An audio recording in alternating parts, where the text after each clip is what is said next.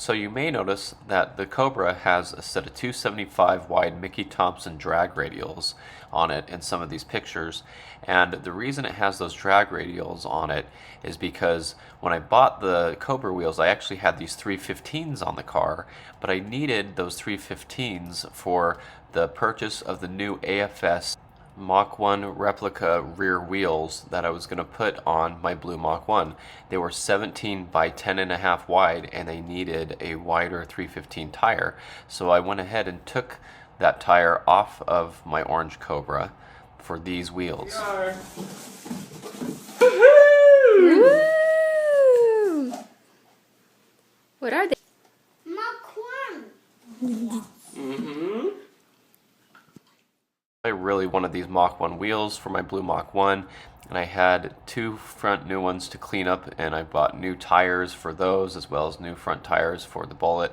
And so I was so thrilled to get these deep dish wide Mach 1 wheels, and I had been swapping wheels all around, and it was a common sight in my driveway to see all these tires and wheels stacked up. But this Mach 1 looked so good with these wheels. It's exactly how I think the Mach 1 should look.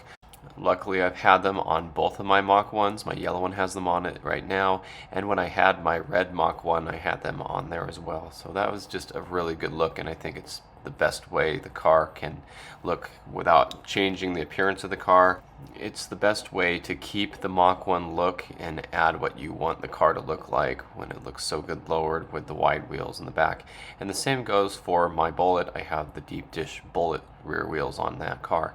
Now the Mickey Thompson tires that I showed on the Cobra, where those came from was I bought those to do drag racing with the Bullet, and so I put those on a set of Bullet wheels, and I would take those on and off, and when I want to go racing, I would put them on the car, and then I'd take them off when I daily drove the car so I didn't wear them out. I'd even take them with me on the 2-hour drive to Vegas and back so that I wouldn't wear them out when I went drag racing.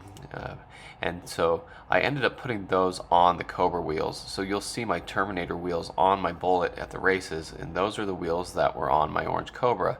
Now I did have some slicks later on, but I only ended up having those wheels for one trip to the track. But I had those deep dish Bullet wheels I loved, and so that's what I used to daily drive on with the Bullet. And like I said, I would take off these wheels and I would put on the Mickey Thompson drag radials that were on the Cobra wheels for a couple of reasons. One, so that I could have something to put on the Cobra at the meantime, because I had robbed those 315s for the Mach 1. And the second reason was I wanted to have a good tire on the Cobra so I can hook with it. And so I'm just kind of putting the best tire in the best car for the time being, and having a tire on each car because I needed 2 new tires after buying those Mach 1 wheels. Now, as far as the history of my orange Cobra is concerned, this does tie into a little story.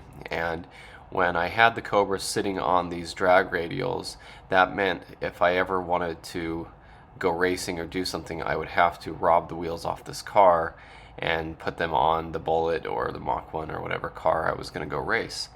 And so there's actually a story where one night, it was kind of late, and I had a friend text me and say, hey, we're all hanging out here, which is the spot where we used to go to race. And they said, hey, there's a couple of us out here, we want you to come out here and hang out with us. And I instantly knew what they wanted. They wanted a crack at the Bullet. You see, the Bullet at this time was pretty quick, and it was supercharged, and it was running really low 12s. It might have been able to get into the high 11s with the setup it was, and my friend's Camaro was the same way. And so I knew they wanted a race out of the Bullet, and so I quickly ran into the garage and I zipped off the rear wheels of the orange Cobra. I had to put it up on jack stands. I had to put the Bullet up on jack stands. I zipped the wheels off, swapped them real quick, and I drove out to meet up with these guys. And I brought along with me a bucket of ice so I could take that ice and stuff it in my intercooler tank. And I knew that they were going to want some runs out of the car. And so I got to that spot that night, and there was a whole pack of cars there. There was my friend's black WS6 Trans Am that was really built up. This car was really fast and he knew how to race. And the fun thing was he and I raced a lot with the Bullet back when our cars were both pretty stock, and it was really fun. We would take turns winning races against each other. They were both pretty competitive and pretty close matched cars. There was a red C5 Corvette out there, and this one was the car that was on our cruise that I mentioned earlier. And there was a new Lancer Evolution, and that car was friends or brothers with the other Evo there in the background, and that was the one that we raced against my friend's white Cobra.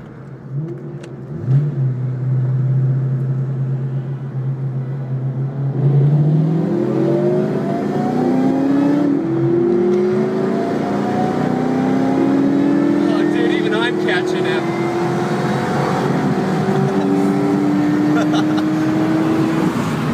Oh man.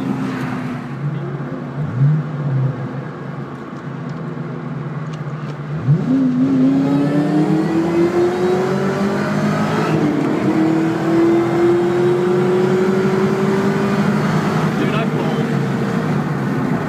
And finally, the last car that was out there, which was actually the friend of mine who texted me to come out there and race, was the white 2016 Camaro Super Sport that had a lot done to it in the automatic transmission. This car was really fast, so this car ran identical times to my Bullet at this time. This is the one that you may have seen me race with my red Cobra later on.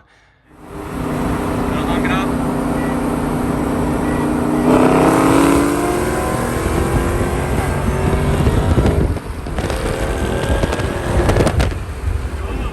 Got him! And so I got out there and I instantly popped the hood of my car and started packing ice in the intercooler. And the guy with the Camaro came right up to me without even saying hello. He just said, "Hey, you and me first." And so I was like, "Oh, hi, how you doing tonight?"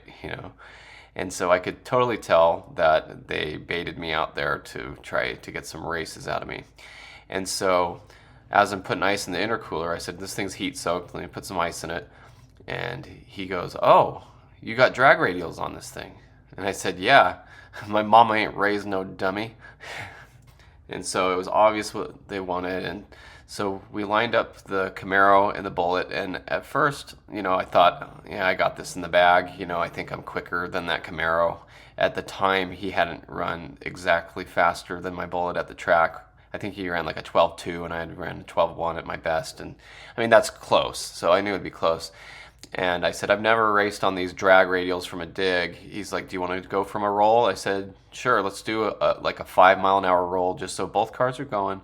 That way there's no excuses if somebody didn't launch right, So we got going like 5 miles an hour and we hit it. And I spun a little bit. I was kind of all over the place. And he was just hammered down. That Camaro just hooked and went. It didn't spin. And he would just hit the shifts perfect because it's automatic.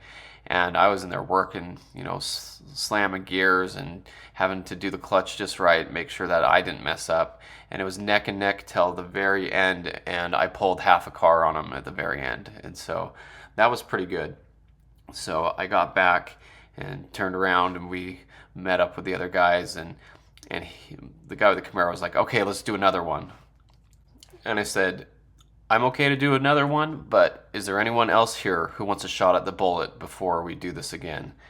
And the guy with the red Corvette was like, I do. And so I could tell he was nervous, and I could tell he didn't want to ask me for the race, but he spoke up. And I could tell that all those guys were out there. They had met up, and then they called me, and they had all been talking about me. And so I was like, "Okay, let's go." So we raced the Corvette, and it wasn't even a contest. I whooped on him harder than that Camaro. And, that Camaro was a fast car. So I knew he was probably the fastest one there. And so then I turned to the guy with the Evo, and I said, "Do you want a shot before I go? I'm not doing this all night." And the guy with the Evo was like, "No, I don't think I could beat that car. I don't want to do that." So, I mean, that was a success right there. It was basically a forfeit. And so then my friend with the black Trans Am said, "I've been wanting to race the Bullet, but I'm going to race somebody else real quick."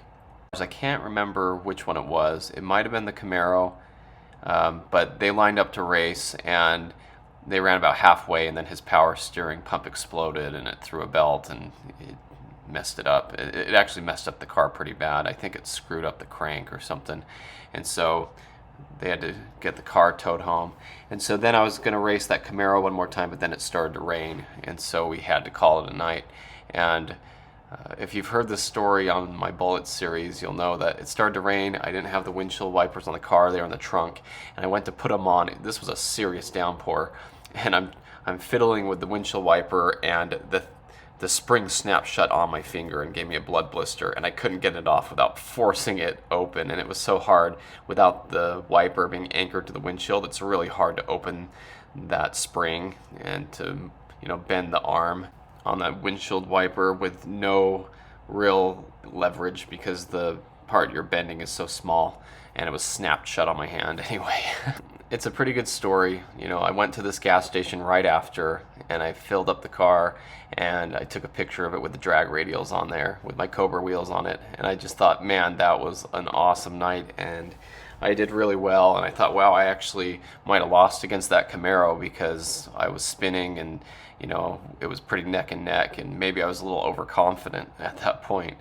But the point was, the Bullet and I were called out to go race without even being told we were going to race. I put the tires on because I knew I needed to have a chance at it.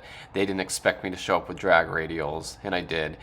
And so although this might not sound like the story has a lot to do with the orange Cobra, it really does. When I find this picture as I'm going through and telling the story of this Cobra, and I see it sitting there in the garage on jack stands with no rear wheels on it, there's definitely a story behind it.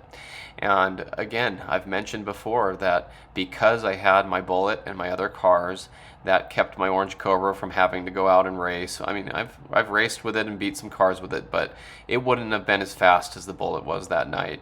And it just made it so that the orange Cobra was able to stay in the garage and be a garage queen, and I could enjoy it and not risk breaking it or hurting it. I didn't have to modify it and everything. And I did have those drag radials on it, and so I had to take them off to go do all this, and so it was a lot of effort on my part. Like I said, my mom ain't raised no dummy. I don't go out there to race without the drag radials on the car, so I had to run out there last minute notice and do this. And they were all out there, they had made plans, they were talking about me, and they may have tried to catch me on street tires or something, I don't know.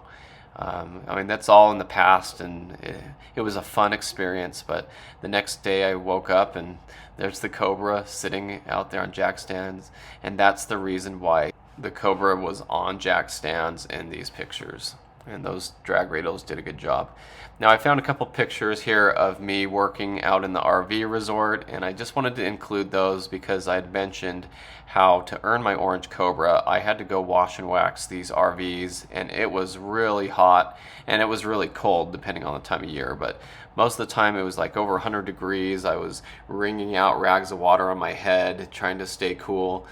And so it's very valuable to me to find these pictures of me and the Bullet at the RV resort. Again, I did this to pay for the orange Cobra, and there's the Bullet sitting out in the sun, taking in the UV rays and the heat and the dust, suffering daily driver use, and all this so that my orange Cobra could be stuffed away in the garage. And it was a great time. It was fun to work with my friend and everything, but there's the Bullet, there's a picture I found, and it's kind of fun when I find these little pictures and I remember how hard it was.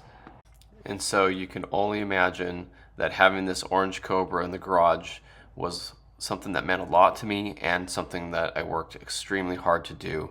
And one day that paid off when I was able to go ahead and put a lump sum down and kill off the rest of the balance on the payments of this Cobra, and I got the title to this car in my hand. That was a huge accomplishment. This picture means a lot to me because this was the time that I was able to finally pay off the Cobra, and it was 100% mine. So every piece on that car now belonged to me and did not belong to any bank.